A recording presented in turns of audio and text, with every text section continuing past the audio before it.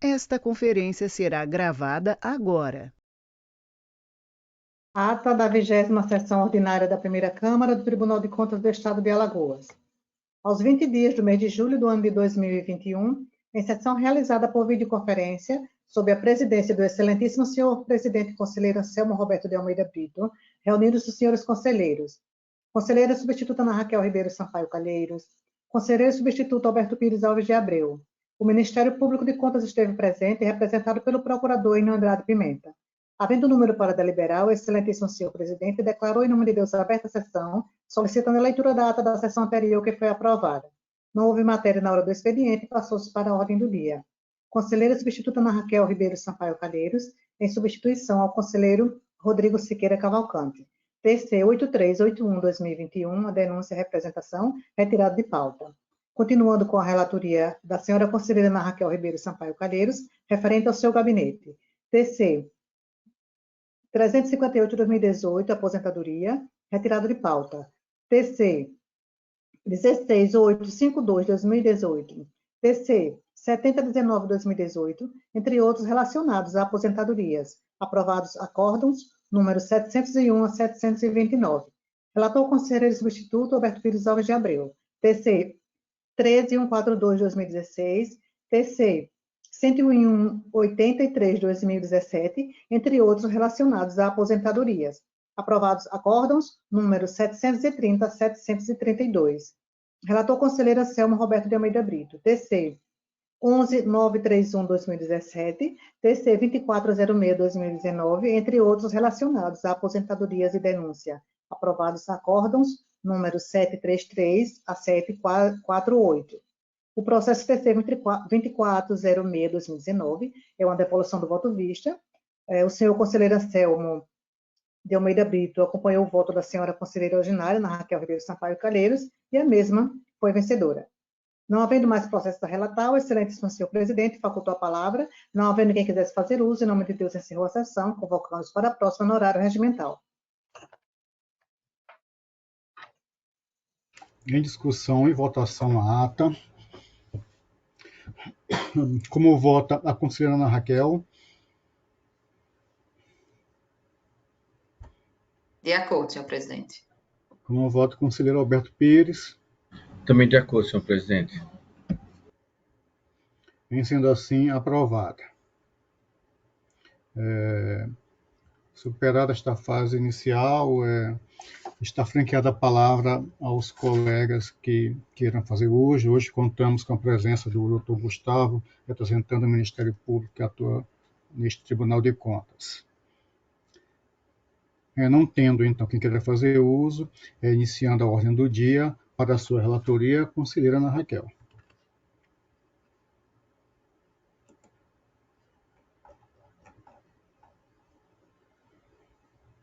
Senhor presidente, senhor conselheiro, doutor membro do Ministério Público de Contas, eu passo a relatar, senhor presidente, o processo que está pautado, que é da relatoria do conselheiro Rodrigo, e que foi um processo que já foi pautado, na verdade, em duas outras sessões e que tive que retirar de pauta por problemas na publicação, e que hoje eu trago, que é uma decisão monocrática que eu dei, uma cautelar, e que eu trago para deliberação de Vossas Excelências. Trata do processo 8381 de 2021,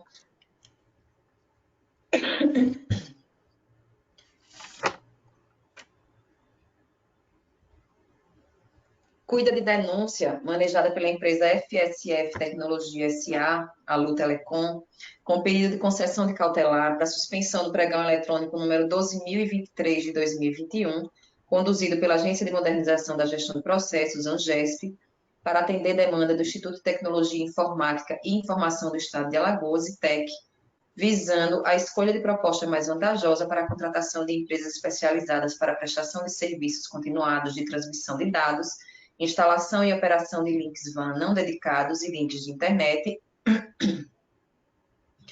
incluindo todos os equipamentos necessários ao funcionamento, com a finalidade de atender a necessidade dos órgãos e entidades de administração pública direta e indireta do Estado de Alagoas de forma permanente e contínua. O processo administrativo relativo à citada contratação, que já vem se desdobrando desde o ano de 2017, vem sendo objeto de análises, reanálises e revisões por parte das autoridades competentes, tais como ANGESP, ITEC e PGE, o que deixou o trâmite processual bastante tumultuado e confuso. Nesse ínterim, conforme se afere os autos, múltiplos são os termos de referência, estudos técnicos preliminares e justificativas para toda sorte de acontecimentos nos mais de 3 anos de trâmite processual até então. A despeito do ano de instauração do processo, em 2017, apenas no ano de 2021 foi que se deu início à fase externa, tendo o representante, à época, obtido decisão judicial no sentido de que a sessão pública marcada para o dia 14 de janeiro de 2021 fosse suspensa até que a resposta a seus questionamentos e impugnações fosse apresentada pelo órgão público licitante. Depois da primeira sessão pública suspensa, por mais 2 oportunidades, o órgão público responsável tentou dar seguimento ao certame, haja vista ter marcado sessões também para o mês de março do corrente ano, suspensa por conta de nova impugnação apresentada pela representante, e outra para o dia 1º de julho de 2021, que, diante da ausência de informações no sítio eletrônico da ANGESP, não teve este gabinete como checar se fora ou não realizada conforme previsto no extrato de publicação trazido no documento de folhas 3, do item 20 do processo digital ou qualquer outra informação sobre o programa eletrônico número 12.023/2021. Na verdade, isso aqui consta da decisão monocrática. Agora já tem informação de que a sessão não aconteceu. Em apertada síntese, argui representante que a representada lançou mão de edital eivado de ilegalidades, tanto por persistir nos vícios por ela apontados e em múltiplas oportunidades que até então não foram sanados, haja vista as respostas inexistentes, incompletas ou truncadas, quanto pelo fato de que as diversas inconsistências e omissões nos documentos técnicos e jurídicos que dão corpo ao certame licitatório restringiriam de forma ilegal o caráter competitivo que deve nortear a licitação, sem contar a possibilidade de lesão ao erário. Feita a admissão inicial do presente feito pela presidência desta Egrégia Corte de Contas, os autos foram encaminhados ao gabinete da relatoria. De forma sucessiva, os autos foram enviados ao Ministério Público de Contas, que se manifestou pela admissão do presente com deferimento de medida cautelar pelo conselheiro relator, por meio de decisão monocrática, para suspender o andamento do pregão eletrônico número 12.023 de 2021, deflagrado pelo ITEC, sob condução da ANGESP, tendo em vista as irregularidades já aduzidas até que ocorra a manifestação de mérito por esta Corte de Contas. Em 5 de julho do corrente ano, na qualidade de relatora do presente processo, determinei a suspensão do pregão eletrônico número 12.023 de 2021 da ANGESP até a decisão de mérito e ainda a notificação dos titulares da ANGESP, senhor Wagner Moraes de Lima, e do ITEC, senhor José Luciano dos Santos Júnior, para tomarem ciência do inteiro teor daquela decisão e, no prazo de 10 dias úteis, se manifestarem acerca dos fatos alegados, bem como para que apresentassem todas as informações cabíveis, inclusive para que comprovem a publicidade do certame objeto do presente processo e ou para que apresentem cópias de documentos que entendessem necessários ao esclarecimento dos fatos narrados na presente representação, além de outras medidas correlatas ao excorreito trâmite do interprocessual administrativo. Esse é o relatório, senhor presidente.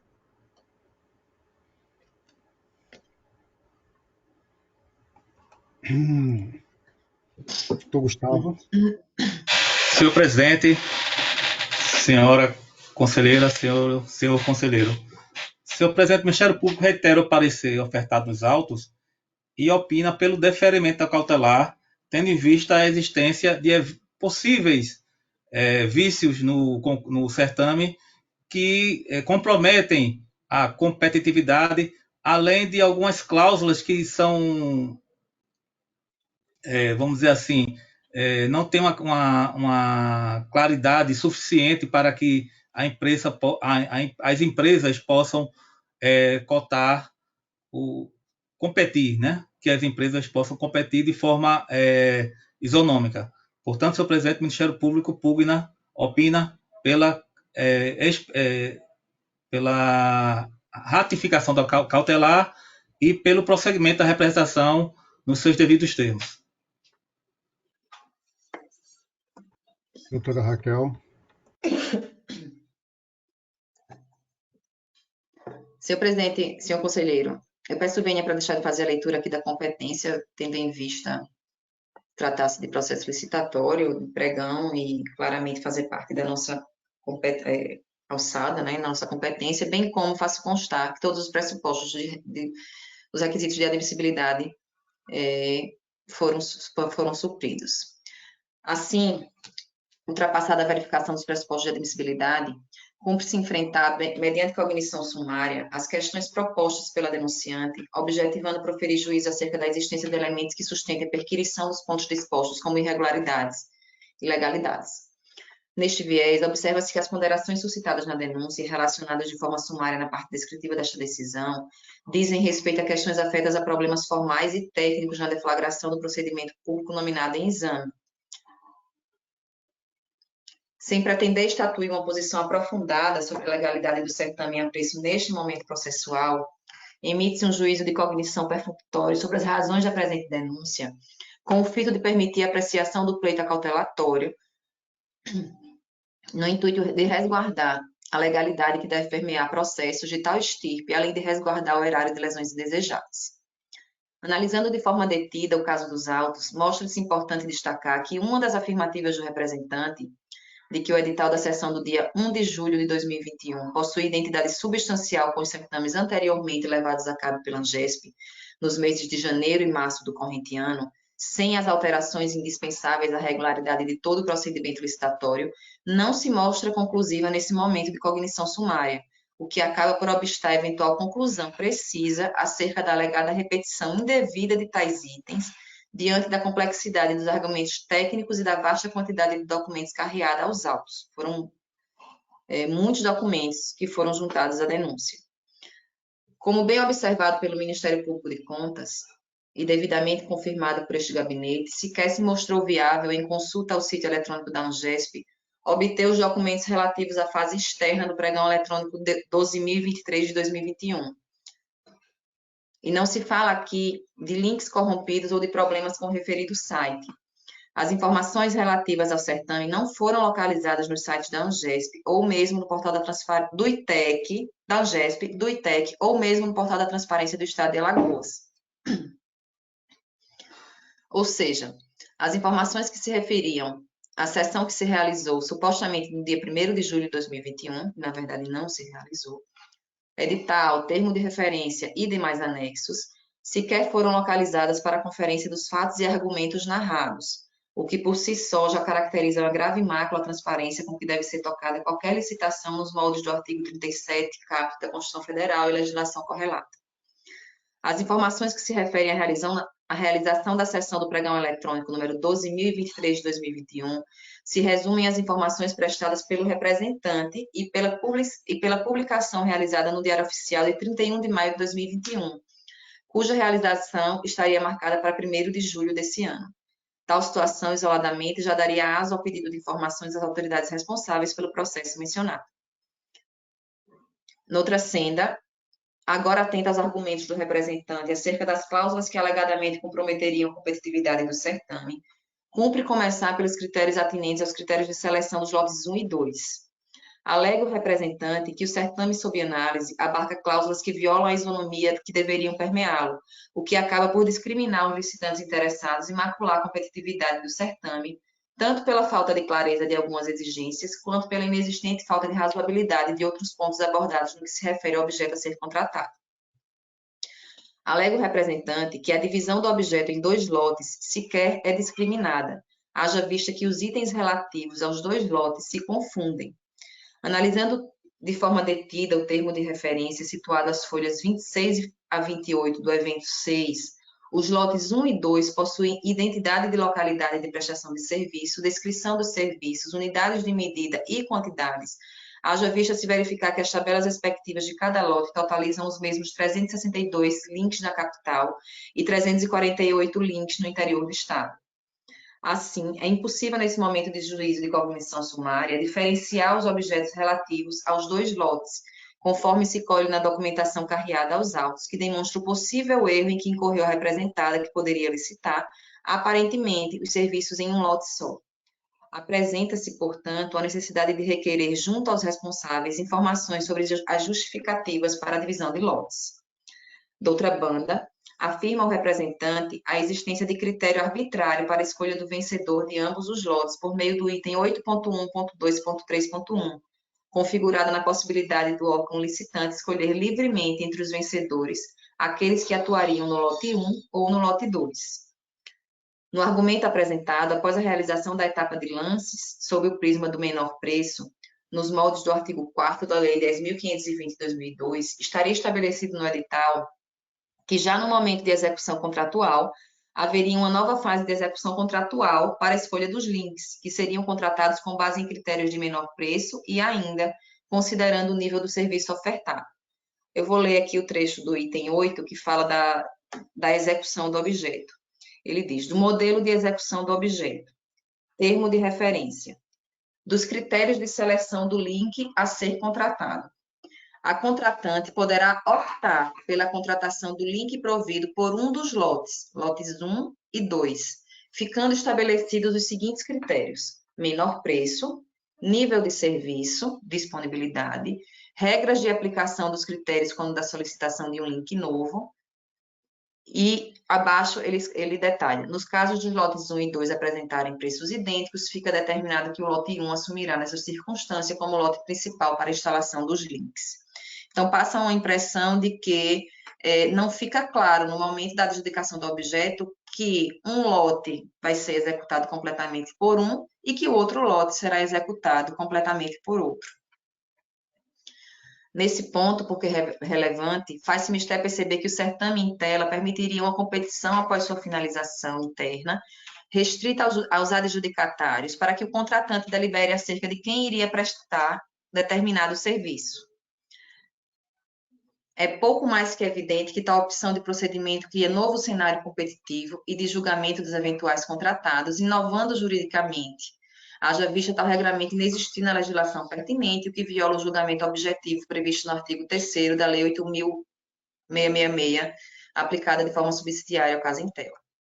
O teor do item 8.1.10 do citado termo de referência assevera ainda que, abro aspas, a contratação será sob demanda, em conforme aos serviços que forem sendo utilizados, instalação, mudança de endereço, upgrade ou cancelamento, que poderá ser no mínimo dos 50% ou em sua totalidade do objeto a serem licitados. Conforme sustenta o representante, a interpretação do referido item não permite de forma clara saber qual será a base de cálculo para chegar à porcentagem aduzida, fato este que dificulta qualquer conclusão a respeito das necessidades de administração a serem atendidas pelo licitante. Tal lapso impediria os concorrentes de apresentar propostas condizentes com os interesses da administração, o que acaba por justificar também nesse ponto a requisição de pedido de informação à autoridade responsável acerca da redação dos citados dispositivos. Já no que se refere aos critérios inadequados de qualificação técnica, em decorrência de suposta ilicitude na eventual restrição do universo de licitantes, alguns pontos são de relevante discussão. Para melhor contextualizar a argumentação posterior, cabe colacionar dois pontos distintos do edital. Um deles, o termo de referência, quando fala dos documentos de habilitação do lote 3 e lote 4. Características: execução de serviço continuado de comunicação de dados, apresentando atestado ou contrato com no mínimo 2 fornecedores de links de internet nacionais distintos, totalizando 1,5 gigabits e um fornecedor de link de internet internacional com no mínimo 4 gigabits, e comprovando que possui 2 centros operacionais de segurança instalados no Brasil, aqui eu grifo porque foi o que ele questionou. 2 centros operacionais de segurança instalados no Brasil para detecção e mitigação de ataques no idioma português brasileiro, durante 24 horas por dia, 7 dias da semana, durante a vigência contratual. E do modelo de gestão do contrato e critérios de medição de pagamento, dos lotes 1 e 2, a característica que o que ele questiona na verdade, é a mesma exigência, só que em relação aos itens... Não, isso aqui é a repetição. São os lotes 3 e 4, os 2 centros operacionais de segurança, que, na verdade, ele consta tanto no item 7 quanto no item 9. Analisando os itens mencionados, percebe-se a exigência de apresentação de cópia autenticada de licença ou extrato de licença para funcionamento de dois rádios enlaces associados ao serviço de comunicação multimídia, SCM, Todavia, como dito pelo representante, o objeto contratado e seu respectivo contrato não detém escopo para comportar serviços de radiofrequência. Logo, pelo que consta, não se vislumbra nexo entre o escopo da licitação e a necessidade apontada como condição para a participação do certame, que são dissonantes. É que as exigências de qualificação técnica devem possuir total equivalência com o objeto licitado dentro de um viés de proporcionalidade, para que não se transforme em restrição indevida à competição, consoante artigo 30 da Lei 8.666 de 93. Esse ponto específico deve ser objeto de análise criteriosa pelo setor técnico desta Egrégia Corte de Contas, para que informe acerca da regularidade da referida exigência, diante da, neste primeiro momento, potencial impertinência do ponto abordado. Em outro ponto, no que tange aos itens 3 e 4, percebe-se uma relevante restrição ao universo de concorrentes do certame, já que todos os concorrentes devem possuir 2 centros operacionais de segurança em território brasileiro.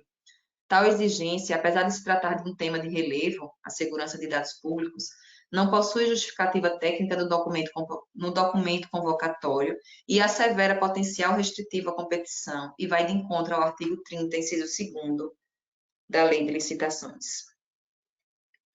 Outro ponto que merece atenção é a inconsistência nos padrões de velocidade necessários para a habilitação técnica dos eventuais concorrentes e seus respectivos valores apontados no termo de referência. É exigida dos licitantes possuam um fornecedor de link com capacidade de pelo menos 4 gigabits. Todavia, o termo de referência e seus anexos sequer mencionam tal velocidade, posto apontarem as taxas de 5 gigabits, 2 gigabits e 1 gigabit. Esse ponto, de forma isolada, dificultaria a capacidade dos licitantes em verificar a real necessidade da administração para a confecção das respectivas propostas, o que não pode ser admitido.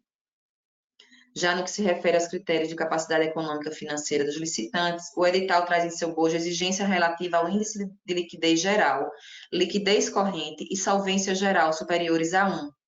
Argui o demandante que tal metodologia não é razoável, pois não afere a realidade de saúde financeira das eventuais interessadas e beneficia apenas e tão somente empresas de maior porte, o que lhes confere vieses de ilegalidade. É de vital relevância garantir que o certame deve ser preenche de critérios que foquem em assegurar a contratação da melhor proposta junto a um concorrente que a execute de forma bastante. Para tanto, as normas de licitação permitem que a administração persiga contratar licitantes que detêm saúde financeira e patrimonial condizentes com o objeto licitado e que não se refiram a faturamento, rentabilidade ou lucratividade, consoante se afere no artigo 31, parágrafos 1º e 2º da Lei 8.666 de 93. Logo, apesar da pertinência de eventual exigência com base em lei, deve ela ser justificada tecnicamente pelo órgão contratante, com o porquê de tal exigência na medida empregada, ou seja, para que justifique eventual incapacidade econômica de execução contratual de empresas que possuam os índices acima referenciados, abaixo de 1.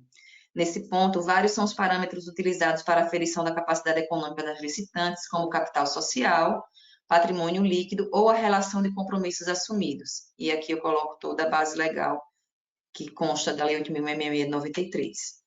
Como bem observado pelo Ministério Público de Contas, a Instrução Normativa 2 de 2010 do Governo Federal, que estabelece normas para o funcionamento do Sistema de Cadastro Unificado de Fornecedores, SICAF, determina que as empresas que obtiverem resultado inferior a 1 nos aludidos índices poderão apresentar capacidade econômica financeira através de capital mínimo ou patrimônio líquido mínimo a ser estabelecido no edital. E aqui eu transcrevo essa norma, que diz, artigo 43, os atos convocatórios devem conter cláusulas que assegurem o cumprimento das disposições contidas nesta norma, bem como as descritas nos incisos seguintes, de modo a explicitar que, inciso 5º, a comprovação da situação financeira da empresa será constatada mediante a obtenção de índices de liquidez geral, solvência geral e liquidez corrente, resultantes da aplicação das fórmulas. No parágrafo único diz, o fornecedor registrado no SICAF terá os índices referidos no inciso 5º deste artigo calculados automaticamente pelo sistema. E no artigo seguinte, ele dispõe que o instrumento convocatório deverá prever também que as empresas que apresentarem resultado igual ou menor que 1 em qualquer dos índices referidos no inciso 5º do artigo 43 desta norma, quando da habilitação, deverão comprovar, considerados os riscos para a administração, e a critério da autoridade competente, o capital mínimo ou patrimônio líquido mínimo, na forma dos parágrafos 2º e 3º do artigo 31 da Lei 8.666 de 93, como exigência para sua habilitação, podendo ainda ser solicitada a prestação de garantia na forma do parágrafo 1º do artigo 56, referido diploma legal, para fins de contratação.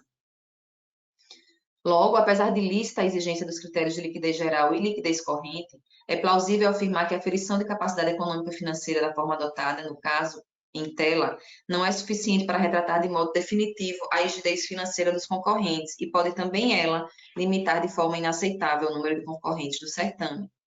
Deve, portanto, ser motivada de forma técnica pelo órgão demandante para que saiba esta Corte de Contas os porquês da adoção de uma restrição desse nível, já que a finalidade da lei é verificar a capacidade econômica e financeira dos interessados e não limitar imotivadamente o número de possíveis participantes.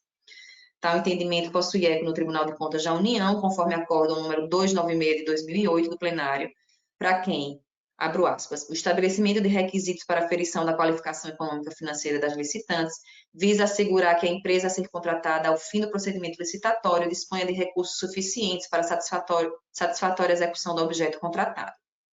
O acórdão número 2553 de 2007, também do plenário, demanda que a administração garanta que o processo administrativo da licitação contenha justificativas técnicas dos índices contábeis que se prestaram a avaliar a situação financeira das empresas licitantes, em conformidade com o artigo 31, parágrafo 5º da Lei 8.666 de 93. Logo, é necessário que se questione ao gestor os motivos que dão aso à exigência apresentada dentro da formatação externada. Por fim, aduz o representante que inexiste inconsistência no que se refere aos recursos que irão dar substrato financeiro à contratação objeto da presente. Os documentos da licitação se referem a 2020 e o edital é do ano de 2021.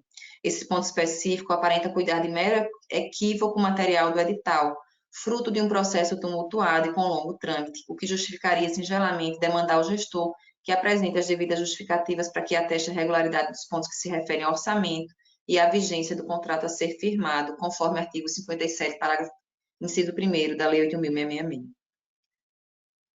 Diante de tudo quanto exposto na presente decisão, considerando os argumentos que lastreiam a petição inicial e os documentos anexos que se referem à legalidade do procedimento formal que originará a celebração de contrato da empresa para importante contratação com a administração, impede destacar que a Carta Magna Pátria estatui norma de ordem cogente de observância obrigatória para a administração pública, na qual condiciona a legalidade das contratações efetivadas pelo poder público à submissão ao prévio procedimento licitatório.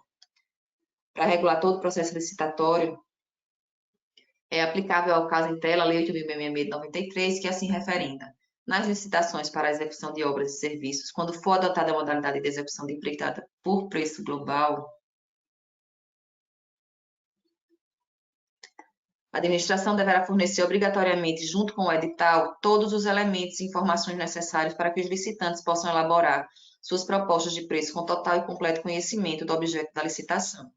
Ser disso que o caso em tela carrega consigo os mais diversos indícios de descumprimento de normas legais configurados na possível limitação indevida de concorrência, além da existência de pontos obscuros na licitação em si, quadro este que é agudizado pelo longo interprocessual que se desdobra desde 2017 e apresenta um processo confuso e fragmentado por diversas mudanças. Em conjunto com os demais pontos, a ausência de enfrentamento do órgão interessado dos pontos aqui abordados em sede de impugnação também é matéria que merece atenção, haja vista estar em desacordo com o artigo 3º, parágrafo 1º, inciso 1º, da Lei 8.666. Artigo 3º. A licitação destina-se a garantir a observância do princípio constitucional da isonomia, a seleção da proposta mais vantajosa para a administração e a promoção do desenvolvimento nacional sustentável será processada e julgada em estrita conformidade com os princípios básicos da legalidade, impessoalidade, moralidade, igualdade e publicidade, da probidade administrativa, da vinculação ao instrumento convocatório, do julgamento objetivo dos que lhes são correlatos. E no parágrafo 1º estabelece: é vedado aos agentes públicos, inciso 1º, admitir, prever, incluir ou tolerar nos atos de convocação cláusulas ou condições que comprometam, restringam ou frustrem o seu caráter competitivo, inclusive nos casos de sociedades cooperativas, e estabeleçam preferências ou distinções em razão da naturalidade, da sede ou domicílio dos licitantes ou de qualquer outra circunstância impertinente ou irrelevante para o específico objeto do contrato. Assim, nos moldes dos pontos destacados, que merecem aprofundamento ulterior, e em harmonia com o raciocínio apresentado pelo Parquet de Contas, faz-se necessário que este Tribunal de Contas atue no exercício do controle externo para salvaguardar a aplicação dos recursos públicos e o acato aos ditames legais que regem a licitação. No feito em tela, o representante requereu medida cautelar para a suspensão do pregão eletrônico, número 12.023 de 2021, para evitar qualquer dano à competição prevista e, via de consequência, ao erário. Embora a legislação aplicável ao Tribunal de Contas do Estado de Alagoas não possua menção expressa sobre a possibilidade de concessão das medidas cautelares, os textos insertos no artigo 93 da Lei 5.604/94 e no artigo 272 da Resolução 3 de 2001 autorizam a aplicação de forma subsidiária no que couber do regimento interno do Tribunal de Contas da União. O artigo 276 da Resolução TCU 246 de 2011 permite que seja expedida a medida acautelatória em caso de urgência, de fundado receio de grave lesão ao erário ou a direito alheio ou risco de ineficácia da decisão de mérito, com ou sem a prévia oitiva da parte. Neste particular, cumpre-se registrar que já se encontra pacificado no STF o entendimento de que os tribunais de contas podem emitir provimentos cautelares perquirindo evitar prejuízo ao interesse público, aí compreendida a adoção de medida para refrear a possibilidade de dano ao erário. Para tanto, empenhe verificar se coexistem as condições autorizadoras para a concessão da medida postulada, quais sejam a fumaça do bom direito e o perigo da demora. A fumaça do bom direito encontra-se cabalmente demonstrada nos autos pelos indícios de não terem sido observados os princípios e normas relativos à deflagração do procedimento licitatório em espécie pela administração estadual, podendo, caso a contratação seja efetivada nos moldes em que está sendo licitada, ensejar a competição interna entre os licitantes vencedores, maculando a confecção da proposta ou julgamento objetivo, frustrando o caráter competitivo do certame e podendo ensejar em dano ao erário. No outro turno, outra condição que precisa restar demonstrada é o perigo da demora, assim entendida como uma situação fática que não pode aguardar decisão de mérito para salvaguardar o interesse público. Neste particular, fica patente a urgência em emitir o provimento na forma suscitada ante a tramitação do pregão eletrônico 12.023 de 2021, que, conforme documentos dos autos, teve sua sessão pública, o que agora já se sabe que não teve, mas que estava agendada para o dia 1º de julho de 2021, em desacordo com as normas legais em vigor e que pode evoluir para a homologação do objeto, adjudicação e sua subsequente contratação. Portanto, consideram-se presentes os requisitos autorizadores da concessão da medida requestada e atendidos os pressupostos do artigo 171, parágrafo 1º, inciso 1º da Lei 14.133 de 2021, já que as causas da suspensão foram devidamente expostas. É irrefutável concluir que aguardar a futura decisão de mérito no presente processo poderá tornar ineficaz qualquer entendimento sobre a regularidade do procedimento que consubstancia o pregão eletrônico 12.023, deflagrado pela ANGESP, a não concessão de medida cautelar determinando a suspensão do certame na fase em que se encontra, poderá trazer danos ao erário e a legalidade que deve norteá-lo. Assim sendo, senhor presidente, senhor conselheiro, ante o exposto, estando presentes os requisitos formais para o regular prosseguimento no feito, eu trago o voto no sentido de que essa Câmara do Tribunal de Contas, no uso de suas atribuições constitucionais, legais e regimentais, com fundamento nas razões expostas, decida referendar a decisão monocrática lavrada no presente processo, no sentido de deferir a cautelar requerida para suspender o pregão eletrônico 12.023 de 2021 da ANGESP, notificar os titulares da ANGESP, senhor Wagner Moraes de Lima, e do ITEC, senhor José Luciano dos Santos Júnior, para tomarem ciência do inteiro teor da presente decisão e no prazo de 10 dias úteis se manifestem acerca dos fatos alegados, bem como apresentem informações das medidas adotadas para o cumprimento da decisão, prestar todas as informações cabíveis, inclusive para comprovar a publicidade do certame objeto do presente e ou cópias de documentos que entenda necessário ao esclarecimento dos fatos narrados na presente representação e cópia integral do processo administrativo que originou o pregão eletrônico 12.023 de 2021, devidamente ordenado e acompanhado de índice remissivo dos acontecimentos principais do processo. Na verdade, senhor presidente, senhor conselheiro, antes de referendar a decisão, para que a gente possa conhecer da presente representação, por preenchidos os requisitos de admissibilidade, e logo então referendar a decisão monocrática. Eu recebi, inclusive, no meu gabinete, o representante, o superintendente do ITEC e um outro técnico, que eles trouxeram respostas, já tinham protocolado resposta aos itens que foram impugnados e que constam da decisão, e na decisão monocrática não tem a solicitação do encaminhamento para que a diretoria técnica se manifeste. E aí eu gostaria de incluir, nesse momento, como adição aí a essa decisão, após a referendada a decisão monocrática da cautelar de suspensão, o encaminhamento dessas respostas, tanto do ITEC quanto da ANGESP, à diretoria técnica, para que se manifeste a respeito dos pontos denunciados, e depois o encaminhamento dos autos ao Ministério Público de Contas para que se manifeste conclusivamente. E aí, nesse caso, eu gostaria de conceder o prazo de 15 dias à diretoria, caso seja necessário, ela pede prorrogação, porque para que sejam analisados e, se for o caso, suspensa ou não a medida cautelar, né? Considerando que é um processo que vem se desdobrando já há anos, e que, na mesma forma que pode trazer prejuízo o edital eivado de ilegalidades, também pode trazer prejuízo a não realização do pregão eletrônico.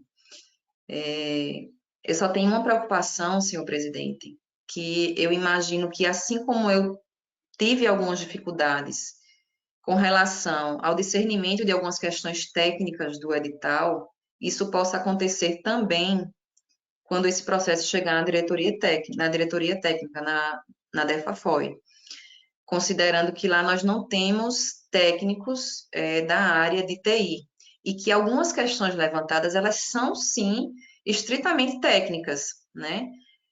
Então, eu trago sugestão para que encaminhe a diretoria, porque eu acho que é preciso que seja instruído pela diretoria técnica, mas levanto aí essa minha preocupação no intuito de que a gente possa, talvez, discutir qual seria a melhor solução em relação a esses itens, vislumbrando já uma possível dificuldade da diretoria para se pronunciar a respeito dessas questões, quando se tratarem de questões de itens abordados estritamente técnicos. No mais, esse o voto e, ao final, da publicidade da decisão, senhor presidente. Em discussão e votação, processo relatado pela conselheira. Como voto, conselheiro Alberto. Acompanho a relatora, senhor presidente. Eu também a acompanho. Aprovado, excelência. Vocês com a palavra.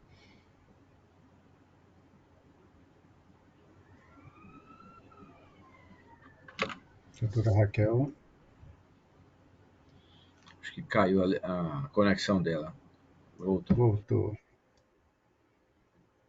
Senhor presidente, do gabinete do conselheiro Rodrigo, esse era o único processo que eu tinha na pauta para hoje.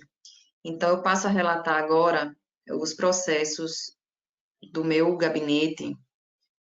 Eu tenho 2 processos pautados, aquelas denúncias da Equatorial, e que eu peço vênia para fazer uma leitura apenas do número do processo e do interessado, tendo em vista que Só um instante, senhor presidente. Tendo em vista que nós já relatamos, tanto eu como Vossa Excelência já relatou também processos dessa natureza, e que eu trago volta no mesmo sentido, ou seja, por não conhecer do processo, por não conter os requisitos de admissibilidade suficientes, e por considerar que já houve reunião desse Tribunal de Contas e decisão no sentido de que os processos referentes a esses débitos dos municípios com a Equatorial, eles serão encaminhados pela própria empresa de forma anual e não cumulativa, como eles vinham fazendo, e com todas as informações a respeito de valor, de responsável, enfim, com todas as informações necessárias ao preenchimento dos requisitos, e que possa seguir o trâmite normal no Tribunal de Contas sem esse tumulto que fica esse monte de processos pontuais atualizados mensalmente, trimestralmente, eu não sei qual é a periodicidade. Aí, no sentido de arquivar esses atuais e, seguindo a decisão de Vossa Excelência, que foi na sessão passada, encaminhar para que seja juntado na prestação de contas, que eu não sei se vai ter muita serventia, mas informação a mais não prejudica. Então, deixa só eu pegar aqui o número dos processos.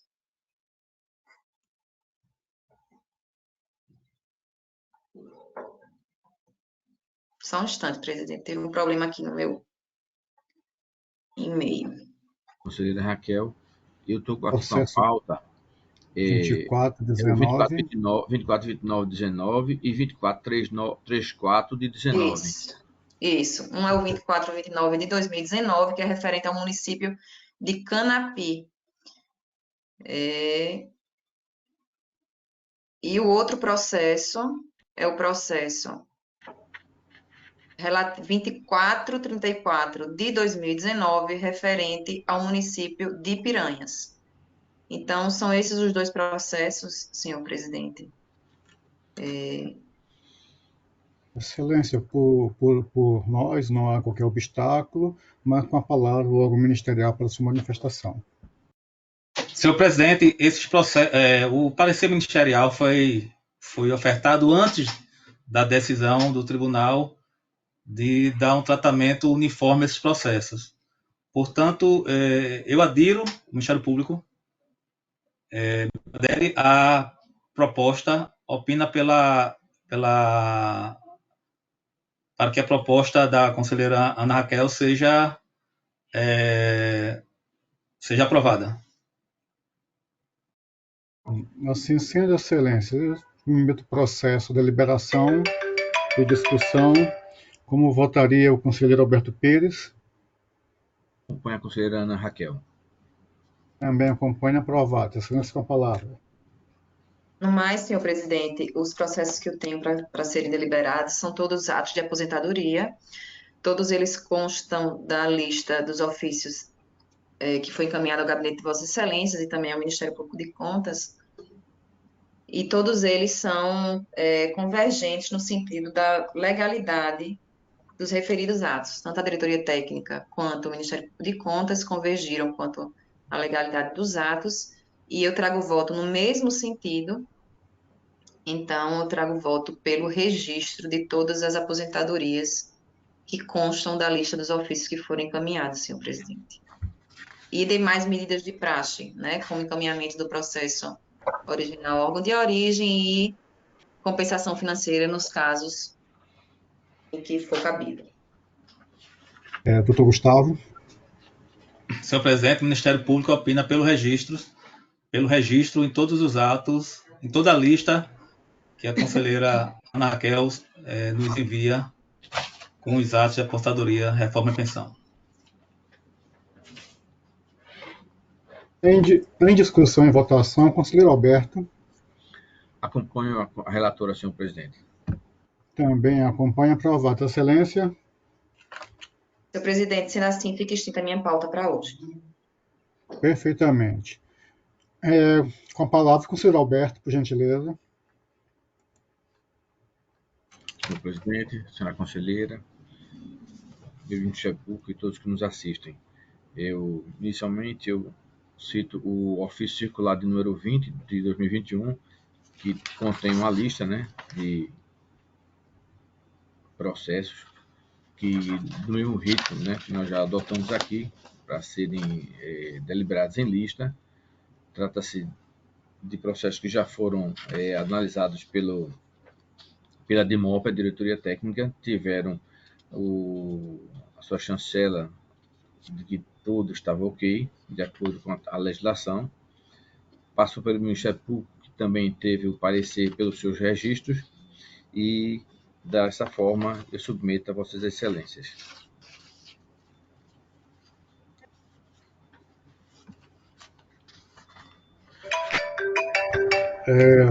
Com a palavra ao ministerial. Senhor presidente, o Ministério Público, da mesma forma, opina pelo registro de todos os atos constantes da lista do conselheiro Alberto Abreu. Assim sendo, em discussão e votação, os processos do conselheiro Alberto, conselheira Raquel, como vota? Eu acompanho o relator, senhor. Da mesma forma, também acompanho. Aprovado, Excelência. Senhor presidente, dando continuidade, trago agora 2 processos conhecidos nosso como do FUNCONTAS, sobre a aplicação de sanção. Trata-se do processo primeiro 10.076 de 2018 e seu anexo 11.449 de 2018. A unidade responsável é a Prefeitura Municipal de Mar Vermelho. A responsável é a gestora no exercício de 2014, senhora Juliana Lopes de Farias Almeida. Trata-se do processo em que a gestora remeteu intempestivamente a terceira remessa de SICAP 2014. Em razão do não envio de documentos em tempo hábil, a gestora acima citada foi devidamente notificada através do ofício 239 de 2018, FUNCONTAS, em agosto de 2018, para que, em observância aos princípios da ampla defesa do contraditório, apresentasse a manifestação sobre os fatos descritos no prazo de 5 dias. Em 28 de 8 de 2018, foi juntada a defesa da gestora, alegando que somente entregou a documentação solicitada em 30 de abril de 2015, devido a problemas técnicos da equipe responsável por alimentar o SICAP. Encaminhados os autos ao Ministério Público de Contas, extesarou o parecer 283 de 2019 da segunda Procuradoria de Contas, datado de 21 de fevereiro de 2019, opinando pelo não acolhimento da defesa apresentada pela gestora e a consequente aplicação da sanção pecuniária correspondente. É o relatório, senhor presidente, senhora conselheira. Doutor Gustavo. Senhor presidente, o Ministério Público reitera o parecer ofertado nos autos e entende que a defesa não logrou êxito em trazer algum fato novo ou situação que pudesse ensejar o provimento do recurso, não, né? O provimento, a aceitação da defesa. Alberto. Senhor presidente, e seguindo a linha do Ministério Público, também verifiquei dessa forma, assim, eu entendi, né, que a defesa não apresentou fatos suficientes para que ele disse, né, a sua desídia. Eu proponho a vossas excelências que decidam aplicar a sanção pecuniária de 100 UPFAUs à senhora Juliana Lopes de Farias Almeida, na qualidade de gestora da Prefeitura do Mar Vermelho, exercício 2014, ser cientificado interior decisão dessa decisão para proceder no prazo máximo de 15 dias após o transjulgado o pagamento da multa que lhe foi imposta por este tribunal, a crédito FUNCONTAS, alertar que a multa, caso não paga no prazo fixado, acarretará comunicação à Procuradoria-Geral do Estado para a posterior ação de execução do respectivo crédito. Cientificar o FUNCONTAS dessa decisão, dar conhecimento da decisão à Prefeitura Municipal de Mar Vermelho, ao município de Mar Vermelho, e a publicidade para o fim de direito. Senhor presidente, senhora conselheira, é como eu proponho a vossas excelências essa decisão. Em discussão e votação, conselheira Ana Raquel. Eu acompanho o relator, senhor presidente. Também acompanho. Aprovado, Excelência. Senhor presidente, e agora o último processo da minha pauta de hoje, trata-se do processo 16.594 de 2018, Fundo Municipal de Saúde do município de Mar Vermelho. A responsável, senhora Thaís Cavalcante Góes Salles, gestora do fundo, exercício 2014. Trata-se do envio intempestivo da quinta remessa do SICAP, correspondente às obrigações de setembro e outubro de 2014. E, em razão do não envio tempestivo, a gestora foi devidamente notificada através do ofício 071 de 2019, datado de 7 de janeiro de 2019, para que, em observância dos princípios de ampla defesa contraditória, apresentasse manifestação sobre os fatos descritos no prazo de 5 dias. Em 8 de fevereiro, foi juntada a defesa da gestora, na qual apresentou justificativa que a intempestividade no envio dos documentos a quem intervém no caso se deu pelo fato da equipe encarregada de acompanhar a contabilidade do município ter sofrido algumas dificuldades para processar as informações contábeis por meio eletrônico, principalmente os relacionados ao atendimento do requisito de envio do SICAP, e que o problema foi normalizado, sendo tempestivo a partir do envio da sexta remessa. Encaminhados aos autos ao Ministério Público, este ofertou o parecer 875/2020, em que sugere o não acolhimento da defesa apresentada e a consequente aplicação da sanção pecuniária. Senhor presidente, tem o relatório. O presidente do Ministério Público opina pelo não acolhimento da defesa, uma vez que não foi informado nenhum fato que pudesse afastar a responsabilidade da referida gestora. Doutor Alberto. Senhor presidente, então, no mesmo sentido que o Ministério Público, de forma breve, eu proponho a Vossas Excelências que decidam aplicar a respectiva sanção pecuniária de ser UP falso, né? UP falso.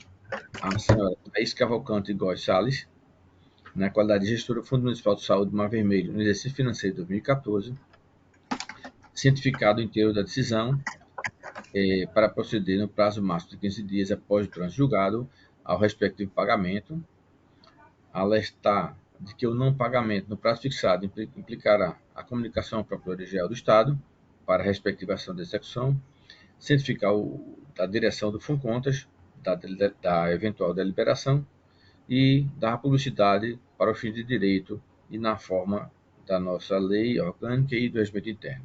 É como eu proponho a Vossas Excelências essa decisão. Em discussão e votação, conselheira Ana Raquel. Eu acompanho o relator, senhor presidente.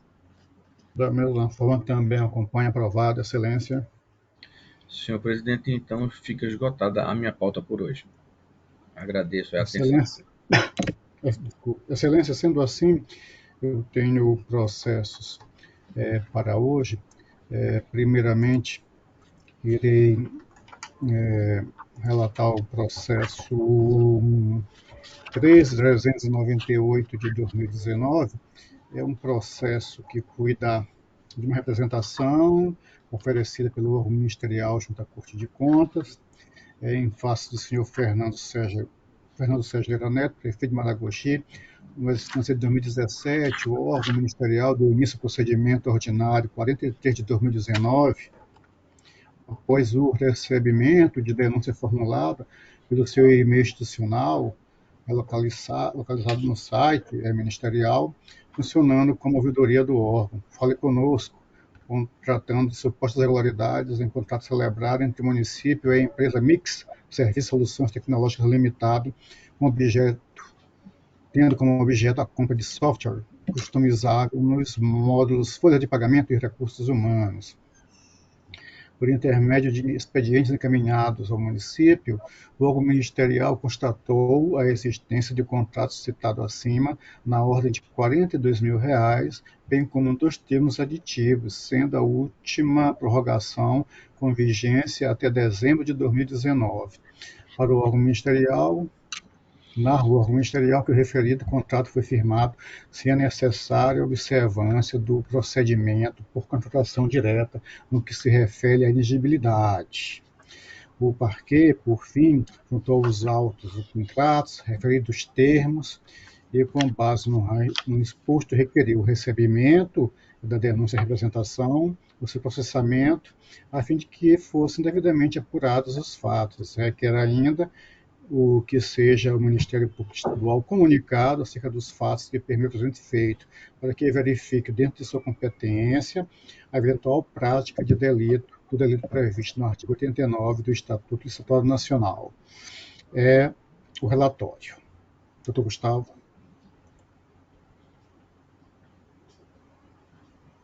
Senhor presidente, o Ministério Público, ele entende que a representação deve ser conhecida e deve seguir seus trâmites ordinários, porque a contratação, no caso em concreto, não se ajusta à lei de licitação no tocante ao que é inexigibilidade. Para o Ministério Público, esse serviço que for contratado deveria ser licitado, inclusive trazendo vários links de licitações com o mesmo objeto constante da representação. Portanto, senhor presidente, o Ministério Público opina pelo prosseguimento da representação, tendo em vista que incabível na espécie a inexigibilidade.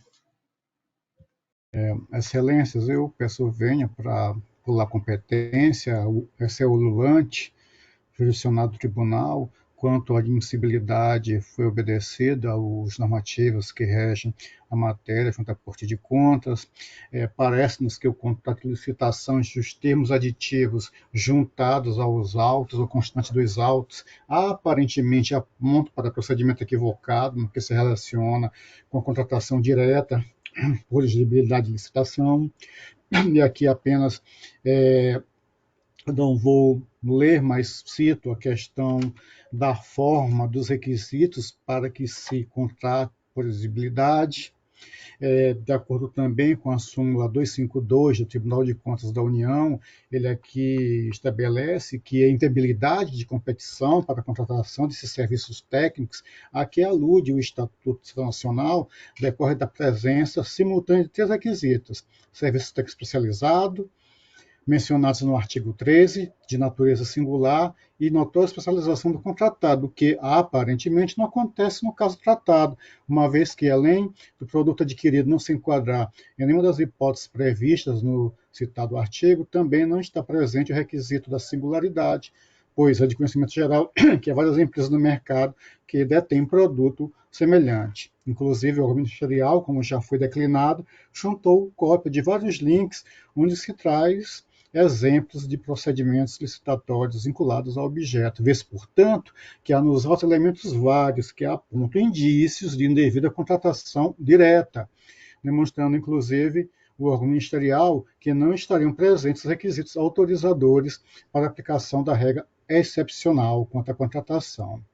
Então, excelências, com relação aos requisitos exigidos nos normativos da Casa, considerando os fatos e elementos dos autos, entendemos que ele pode ser deliberado nesta primeira Câmara, no seguinte sentido: que recebamos a representação na forma dos normativos da Casa, que citemos o responsável, o prefeito do município de Maragogi, para querendo se manifeste em 15 dias, evidentemente, querendo enviar a documentação comprobatória, que assim o faça, faz parte da questão da sua defesa, do seu contraditório, adotar outras providências em decorrência desta fase inicial e, a caso necessárias, após o escoamento do prazo para manifestações, sobre estar presente processo no gabinete do relator para outras medidas que se fizerem necessárias e publicizar a decisão. Esse é meu voto, senhores. Assim, em discussão e votação, como votaria a conselheira Ana Raquel?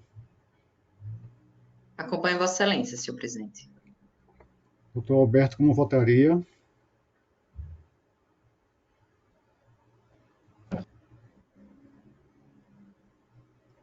Doutor Alberto, sem áudio. Acompanho Vossa Excelência, senhor presidente. Sendo assim, então, aprovado. Excelências, tenho também processos de atos de pessoal, são cerca de 10 processos, como informado através de ofício. Então, aqui eu trago o voto no sentido de que nós homologuemos, tendo em vista que os atos concessórios atendem à legislação vigente à época, chamam a atenção para 2 fatos: a possibilidade de compensação financeira previdenciária e também de eventual devolução dos documentos originais que compõem os processos aos órgãos previdenciários e ou de origem para sua guarda, e publicizar as decisões para os seus efeitos legais. É como voto. Com a palavra o órgão ministerial. Senhor presidente, o Ministério Público opina pelo registro em todos os atos de apostadoria, reforma, pensão, elencados no ofício que Vossa Excelência citou. Sendo assim, discussão e votação, como vota a conselheira Ana Raquel? Acompanho todos os votos, Vossa Excelência, senhor presidente. Como vota o conselheiro Alberto Pires? Também acompanho Vossa Excelência, senhor presidente. Sendo assim, aprovado. Excelência, acredito que tenha esgotado a pauta do dia. Está novamente franqueada a palavra. Não tendo quem queira fazer uso, quero apenas agradecer a presença dos senhores, especialmente do doutor Gustavo, que hoje nos brindam com sua presença, convocando Vossas Excelências para as nossas sessões ordinárias. Muito obrigado e tenha uma boa tarde com saúde, muita saúde. Boa tarde. Tchau, pessoal. Boa semana para todos, viu? Saúde a todos.